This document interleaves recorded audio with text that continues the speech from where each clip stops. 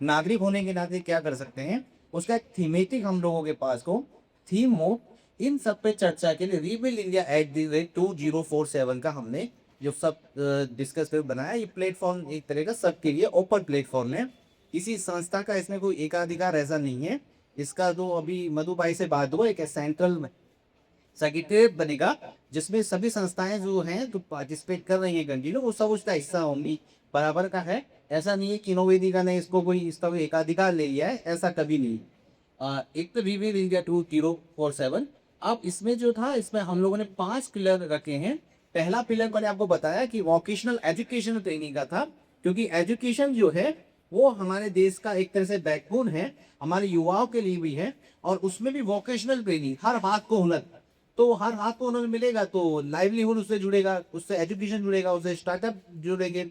और अगर किसी भी चीज का जब उसका उसके घर का परिवार का इकोनॉमिक की सही हो जाता है, तो बाकी सब चीजें उसके साथ जुड़ी होती हैं डायरेक्टली इनडायरेक्टली। तो इसलिए सबसे पहला पॉइंट है कि एजुकेशन तो हो, लेकिन वो वोकेशनल एजुकेशन हो, ताकि हमारे युवा जो हो वो बेरोजगारी नहीं हो और उसमें स्टार्टअप लगा सके अपने। फाउंडेशन के साथ अभी के दौरान मैं काफ़ी सुबह कर चुका हूँ। इसकी विकेट ने आप सबको बताई है, जैसे कि solar street light, solar pump, solar dryer, solar portable pump, solar distribution और इत्यादि पत्तों पे हमारा काम हो चुका है। काम हो गया।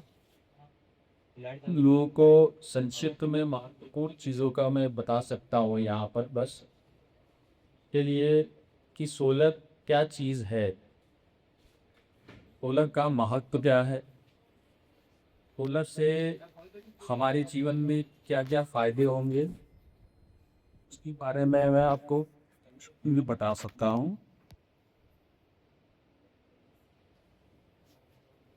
और ऊर्जा है क्या, सोलर एनर्जी है क्या, सूरज से की किरणों के प्राप्त होने वाली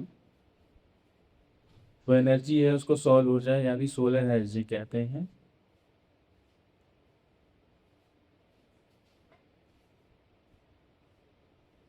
ये आवश्यकता आज समय में बिजली पाने के लिए जो चीज़ों का उपयोग हो रहा है वो कोयला, गैस और डीजल पे निर्धारित है, जो कि पर्यावरण के लिए बहुत ज़्यादा प्रदूषित कर रहा है और वो महंगा भी पड़ रहा है। और सौर ऊर्जा का यूज़ हम लोग इसलिए कर रहे हैं कि ये रिन्यूएबल एनर्जी है और इसका प्रदूषण पे कोई भी इम्पेक्ट नहीं डालती है ये। और ऊर्जा कैसे प्राप्त होती है, वो एक पैनल मॉड्यूल होता है जिसके ज़रिए से सौर ऊर्जा प्राप्त होती है। उस मॉड्यूल में छोटे छोटे सेल्स होते हैं जो एनर्जी जनरेट करते हैं। उस एनर्जी को हम लोग बैटरी में स्टोर करते हैं और उस बैटरी को कहीं पर भी अभी आवश्यकता के अनुसार यूज़ किया जाता है। इसमें भी कई पार्ट हैं आपके, on grid scholars, of grid scholars. Panel भी बहुत टाइप के हैं, पॉली पैनल है, मोनो है, सीरिया है, ईसीआर है, कई टाइप के पैनल हैं। इसमें भी जहाँ की सुविधा के अनुसार लोगों को ये बताया जाता है कि क्या कौन से पैनल कहाँ लगनी चाहिए। बाकी पूरी के लिए हमारा जो विकास सर हैं वो बताएंगे कि कब ये स्टार्ट करना है प्रोजेक्ट, उसके बाद भी जाएंगे। महत्वपूर्ण यह है कि आने वाला वक्त सोलर एनर्जी पर ही रहेगा, इसलिए हम लोग ये सब लोग एक बार ध्यान दें कि हमें सोलर एनर्जी पर ही काम करना है आगे चल के। और ये फीचर है अपने आने वाले यूथ के लिए।